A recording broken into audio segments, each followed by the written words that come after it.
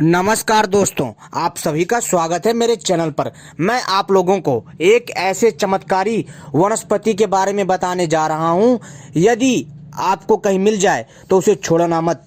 जी हाँ दोस्तों, क्योंकि यह एक ऐसी चमत्कारी वनस्पति है, यदि किसी को प्राप्त हो जाए तो मित्रों एक बार में ही वह मनुष्य धनवान बन जाता है। जी हाँ दोस्तों, तो चलिए हम बताते हैं इस तांत्रिक पौधे के बारे में।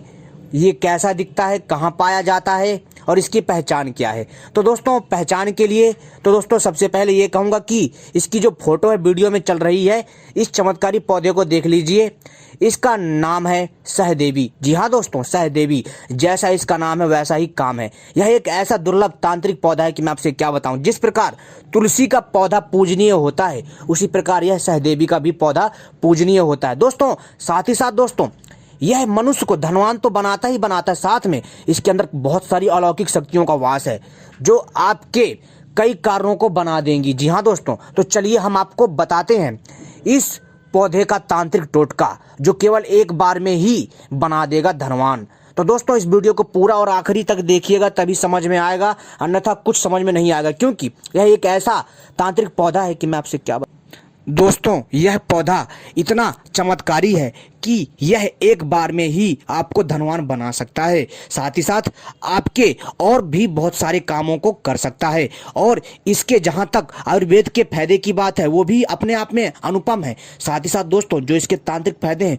वो भी बहुत हैरान कर देने वाले हैं। तो दोस्तों चलिए मैं पहले इसके आपको आयुर्वेदिक फायदे बता देता हूं। दोस्तों यदि किसी मनुष्य को बुखार है, जी हाँ दोस्तों, यदि उसका अस्पताल बहुत दूर है तो आपको क्या करना है कि सहदेवी के पौधे को खोजना है, इसको तोड़ लीजिए। ठीक है, तोड़ने के पश्चात दोस्तों इसको उखाड़ना नहीं, तोड़ लीजिए इसकी डंडी थोड़ी सी, ठीक है, कम से कम दोस्तों 2 से 3 इंच, और इसको जो है रख लीजिए। ठीक है, और जब ये सूख जाए, जी हाँ दोस्तों, सूख जाए तो दोस्तों आप इसको आगे के लिए यूज कर सकते हैं। लेकिन अगर आप जैसे अगर किसी को अभी बुखार है और जो है किसी मनुष्य को अभी बहुत ज़्यादा समस्या, बुखार में बहुत ज़्यादा दिक्कत है, तो वो ताज़ा सहदेवी का पौधा खोजे और उसकी थोड़ी सी लकड़ी काट करके धागे में लपेट करके उसके कलाई में बांध दे टाइट करके, तो बुखार उतर जाता है।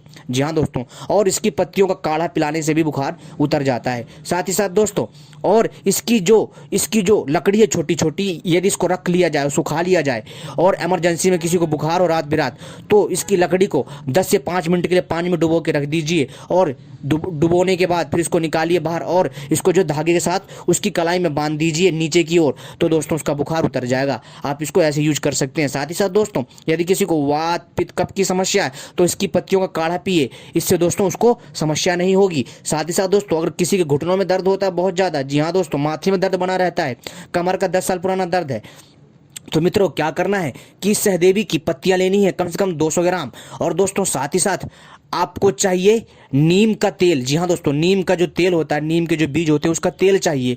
ठीक है, नीम के बीजों का तेल चाहिए, कितना 100 ग्राम, और 200 ग्राम दोस्तों आपकी इसकी पत्तियां चाहिए। साथ ही साथ दोस्तों इसको अच्छे से जो है आपको पकाना है और इसमें दोस्तों आपको जो है कम से कम जो है 10 ग्राम लौंग डालनी है और इसको अच्छे से पका करके कमर पे मालिश करनी है। जहां पर भी दर्द है, सर में मोच है, घुटनों में दर्द है, कितना भी पुराना जोड़ों का दर्द है वो भी ठीक हो जाता है। एक बार लगाइए तो सही, लेकिन इसको लगातार अच्छे से मालिश करनी पड़ेगी। ठीक है, तभी जाएगा। ओके दोस्तों, साथ ही साथ दोस्तों इसके फायदे और भी अद्भुत हैं। यदि किसी मनुष्य को नींद नहीं आती है, डिप्रेशन, चिंता, जी हाँ दोस्तों, डिप्रेशन और चिंता एक ऐसा मुसीबत है या एक ऐसी परेशानी है जिससे मनुष्य जो है दोस्तों चैन की नींद नहीं ले पाता है। जब चैन की नींद नहीं लेगा तो दोस्तों वो कमाएगा कैसे और अपना जीवन यापन कैसे करेगा। तो दोस्तों इस चिंता और डिप्रेशन और फालतू की सोच को नाश करने वाला एक ऐसा दिव्य पौधा है कि मैं आपसे क्या बताऊं।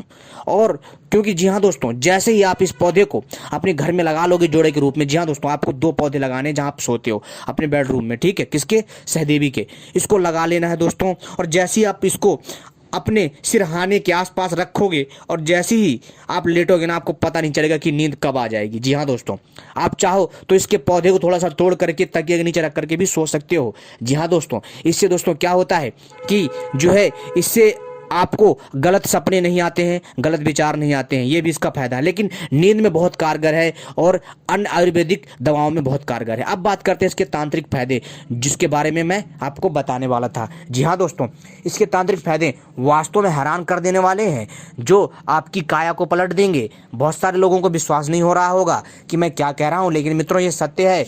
ये सहदेवी इतना चमत्कारी पौधा है कि दोस्तों इस पौधे के टोटके से केवल और केवल एक बार में ही धनवान बना जा सकता है। इस पौधे का तांत्रिक टोटका इतना चमत्कारी है कि मनुष्य को केवल एक ही उपाय से धनवान बना देगा। लेकिन कैसे, पूरा विधि विधान जानिए, क्योंकि दोस्तों हर एक पौधे को जानने के लिए, समझने के लिए, उसे प्राप्त करने के लिए उसकी विधि विधान को जानना बहुत आवश्यक है। उस पौधे को जागृत कैसे किया जाए, ये बहुत आवश्यक है। ठीक है दोस्तों।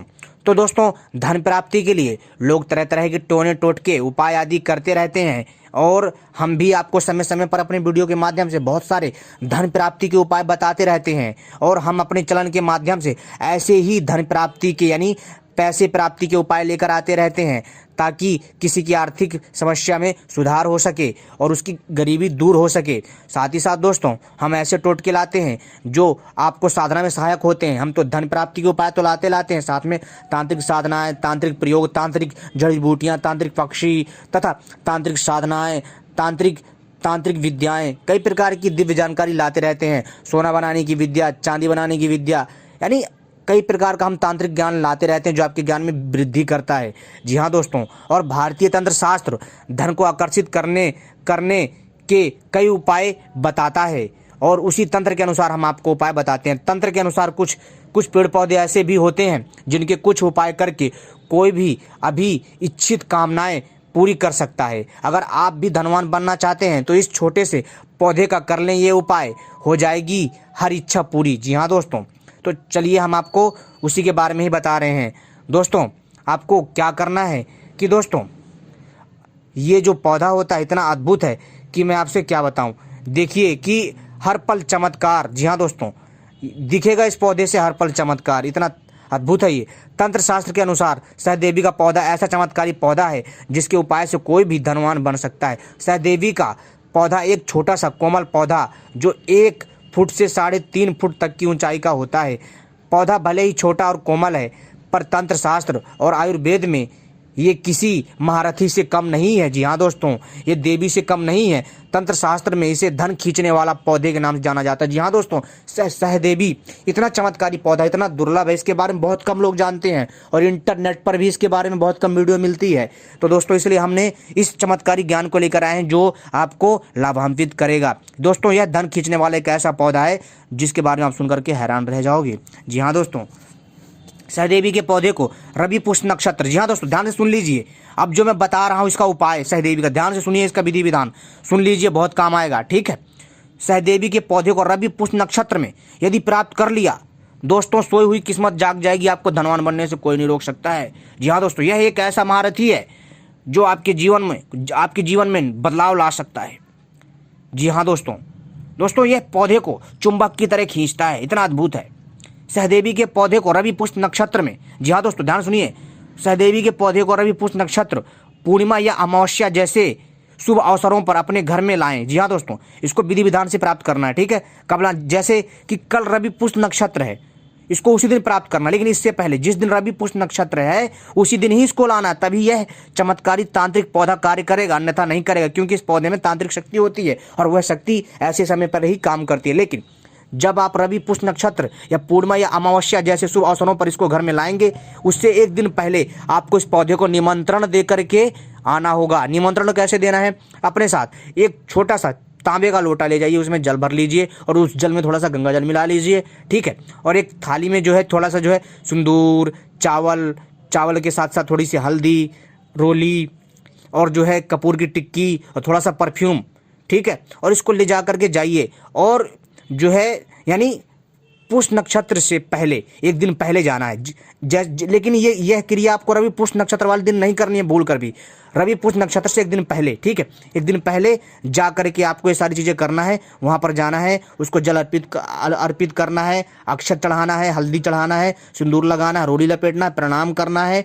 प्रणाम करने के बाद वहाँ कपूर की टिक्कियाँ जलानी है। इसके बाद दोस्तों प्रणाम करना है। प्रणाम करने के बाद दोस्तों उस पौधे को निमंत्रण देना, बोलना है कि हे सहदेवी प्राकृति, मैं आपको निमंत्रण देने आया हूँ, आपको मेरे साथ जो है कल चलना है। मैं आपको कल जो है कल आऊँगा और कल आपको अपने घर लेकर के जाऊँगा और आप मेरी गरीबी और दरिद्रता को दूर करें और मेरे घर से नकारात्मक ऊर्जा का नाशन करें तथा मेरे जीवन में सुख समृद्धि प्रदान करें। दोस्तों ऐसा करके उस पौधे को चुपचाप जो है आपको क्या करना है, आ जाना है वहाँ से, पीछे मुड़ के नहीं देखना। चाहे कोई भी चीखे मारे, कोई भी आवाज़ मारे, चाहे कैसी भी आवाज़ आए, आपको नहीं सुनना है, क्योंकि वो अदृश्य शक्ति आपका जो है ये साधना भंग करना चाहती, तभी ऐसा करती, ठीक है। नहीं देखना, चुपचाप आ जाना है। लेकिन उसके आसपास चप्पल पहन के मत जाइएगा, उससे 100 मीटर की दूरी पर चप्पल उतार दीजिएगा, ध्यान रखिए, ठीक है। इसके बाद दोस्तों फिर वहाँ से आइए, फिर पहन के चुपचाप चले जाइए। फिर अगले दिन यानी पुष्य नक्षत्र वाले दिन या पूर्णिमा वाले दिन या अमावस्या वाले दिन जो इस पौधे को अपने घर में लाना है। उखाड़ेंगे जब, चुपचाप इसको उखाड़ के ले आइए। जी हाँ दोस्तों, पूरे पौधे को चुपचाप आराम से उखाड़ लाइए। उखाड़ने के बाद, उखाड़ के जब इसको लाएंगे तो दोस्तों लाने के बाद चुपचाप इसको उखाड़ के ले आइए। पीछे मुड़, जब आप लेकर आएंगे तब भी आपको पीछे मुड़कर नहीं देखना है। और लाने के बाद घर में जब जैसे ही लेकर आएंगे, इसको आपको क्या करना है, गंगा जल और पानी को मिलाकर के इसको स्नान कराना है। स्नान कराने के बाद दोस्तों इसकी जो जड़ है ना मेन, इसकी जड़ को दोस्तों आपको ध्यान से काट करके, जी हाँ दोस्तों, इसकी जड़ को ध्यान से काट करके अपने एक, जी हाँ दोस्तों, एक पीले कपड़े में अच्छे से लपेट देना है, गांठ मार देनी है, ठीक है। पीले धागे, जैसे आप पीला कपड़ा लोगे उसमें इसकी जड़ को रखना है और ऊपर से जो है पीले धागे से गांठ मार देनी है और अपनी तिजोरी में रख देना है। दोस्तों ये पैसे को चुंबक की तरह ऐसे खींचेगा ना कि आप सोच नहीं सकती। और जो बाकी का इसका भाग है ना, उसका आप आयुर्वेद में प्रयोग कर लीजिए औषधि के तौर पर, ठीक है। और अगर किसी के जैसे कि बहुत ज़्यादा घुटनों में दर्द होता है, जो मैंने इसकी दवाई बताई है बनाने के लिए, वो भी इसका आप बना सकते हैं, ठीक है। लेकिन दोस्तों जो इसकी जड़ है ना, इसकी जड़ को आप तिजोरी में रख दीजिए और फिर देखिए आप पैसा ऐसा आएगा ना कि आप सोच नहीं सकते, कि आप कह रहे हो पता नहीं भैया ये क्या हो गया ये। लेकिन आपको ये चीज़ें कब करनी है, रवि पुष्य नक्षत्र वाले दिन ही लाना है। इस चीज़ को ध्यान रखिएगा, कोई त्रुटि मत करना, ठीक है। लेकिन ध्यान रखो सूरज उगने से पहले इसको प्राप्त करना है, इस चीज़ का ध्यान रखिएगा, ठीक है। या फिर दोस्तों शाम को इसको प्राप्त करना है, लेकिन सूरज के समय इसको प्राप्त नहीं करना है, जब सूरज उगता है। इस चीज़ का विशेष ध्यान रखिएगा, ठीक है। अब दोस्तों हमारा अगला जो प्रयोग है उसको भी ध्यान से सुनिए। तो दोस्तों जैसे ही मैंने आपको कहा कि इन शुभ अवसरों पर पौधे को लाना है और पूर्णिमा से एक दिन पहले सूर्यास्त के समय सहदेवी के पौधे को निमंत्रण देकर के आना है कि कल प्रातः हम आपको लेने आएंगे। और अगले दिन पूर्णिमा को सूर्योदय से पूर्व स्वयं स्नान करके पौधे को गंगा जल से स्नान कराकर धीरे धीरे से उखाड़ करके घर ले आएं, ठीक है। और घर में पंचामृत से भी स्नान कराकर विधिवत षोडोपचार पूजन करें और उसे सिद्ध करें, ठीक है। यानी कि उसको जो है आपको पंचामृत से स्नान कराना। जैसे पंचामृत क्या होता है, गंगा जल हो गया, पानी हो गया, शहद हो गया, दही हो गया, दूध हो गया, ठीक है।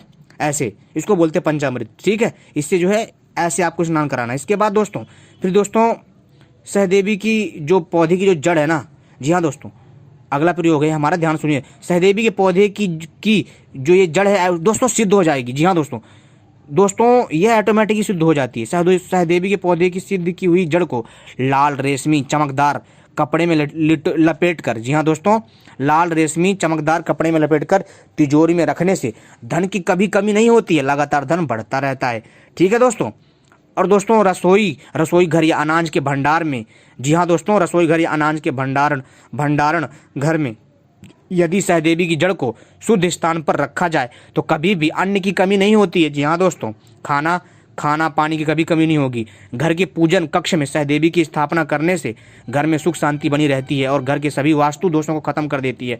यानी जब आप इसके पौधे को कहने करते घर के, जहाँ आप घर में पूजा करते, जहाँ आपका तुलसी का पौधा है, वहाँ पर जो है आप सहदेवी के पौधे की स्थापना करें, गमले में पौधा लगाएं और स्थापना करने से घर में सुख शांति बनी रहती है और घर के सभी वास्तु दोषों को खत्म कर देता है। और दोस्तों रोज हो सके ना, रोज तो दोस्तों इसके पेड़ की, इस पौधे के नीचे एक दिया जला दें, शुद्ध देसी घी का या फिर शुद्ध सरसों के तेल का या तिल का, ठीक है, या फिर दोस्तों सूरजमुखी के तेल का, ठीक है। तो आराम से आप दिया जला सकते हैं। और दोस्तों कोर्ट कचहरी, जी हाँ दोस्तों, कोर्ट कचहरी या किसी अन्य विवाद में फंसे हों और फैसला आने वाला हो तो सहदेवी की सिद्ध की हुई जड़ को दाहिने हाथ में बांधें या जेब में धारण करके जाएं, निश्चित ही दोस्तों आपकी विजय मिलेगी। जी हाँ दोस्तों, इतना चमत्कारी है। सहदेवी के पंचांग का चूर्ण बनाकर तिलक लगाने से तीव्र आकर्षण होता है। किसी सभा में इसका तिलक लगाकर जाने से लोग आपके वशीभूत रहेंगे। अभी से कर लें ये तैयारी, फरवरी में इस दिन है। जी हाँ दोस्तों, फरवरी में जो है विशेष समय पड़ रहे हैं, इस चीज़ का ध्यान रखिएगा। सहदेवी के पौधे के पंचांग का चूर्ण जीवा पर लगाकर बोलने से वाक सिद्धि होती है। हजारों लोग आपके अपलक सुनते रहेंगे। जी हाँ दोस्तों, जो सहदेवी का जो पौधा होता है ना, इसके पंचांग का चूर्ण अगर आप जीवा पर लगाकर अगर आप जो भी बोलते हैं ना वो सिद्ध हो जाएगा। जी हाँ दोस्तों, आपकी वाक सिद्धि होती है और हजारों लोग आपको अपलक सुनते रहेंगे। इतना ज़्यादा सम्मोहन करने वाला होता है।